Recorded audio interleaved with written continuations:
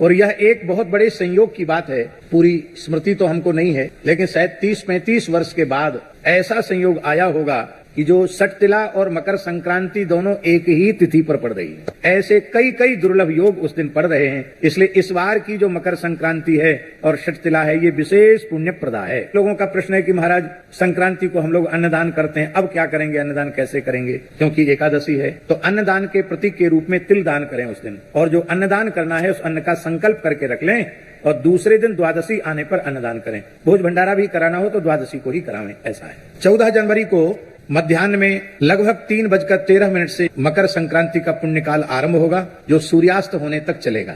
वैसे संक्रांति में भी विशेष रूप में मकर संक्रांति के अवसर पर समुद्र स्नान की बड़ी महिमा है। संभव हो तो तापी सिंधु संगम में, और उतना संभव न हो तो केवल समुद्र स्नान करना बहुत ही पुण्यप्रद है, ऐसा समझना चाहिए। षटतिला में 6 प्रकार से तिल का उपयोग किया जाता है। षटतिला पापनाशनी, षटतिला एकादशी संपूर्ण पापों का नाश करने वाली है। क्या करना चाहिए 6 प्रकार से तिल का उपयोग, ध्यान से सुने। तिलोदवर्ती, तिल को भिजा दो और उसको फिर सिल्लोढ़ी पर पीस कर, आजकल सिल्लोढ़ी तो घर पे है नहीं, मिक्सी है, जो उपलब्ध है साधन उसी से पीस करके स्नान करके पवित्र होकर के फिर उसी तिल का उबटन अपने सारे शरीर में लगाना।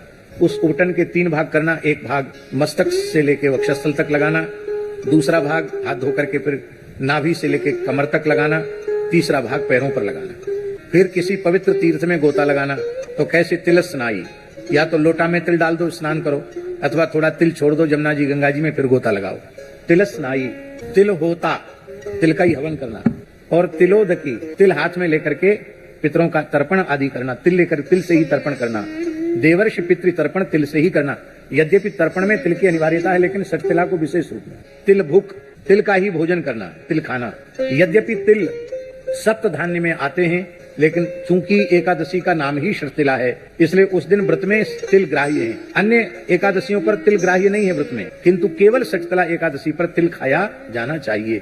और तिल दाता च, कम से कम 1.25 सेर तिल, और उसको दक्षिणा सहित सामर्थ्य हो तो उसमें स्वर्ण रख करके तब किसी पवित्र ब्राह्मण को दान करना। ये 6 प्रकार से तिल का उपयोग करने से संपूर्ण जीवन के पाप नष्ट हो जाते हैं। भगवान यज्ञवाराह के पसीने से तिल की उत्पत्ति हुई है, इसलिए तिल को बहुत पवित्र माना गया। जब सूर्य मकर राशि में प्रवेश करते हैं और 1 मास तक मकर राशि में रहते हैं, प्रतिदिन तिल का उबटन लगाकर स्नान करना चाहिए। इतने से ही वह वैकुंठ का अधिकारी हो जाता है, इतना पवित्र होता है तिल।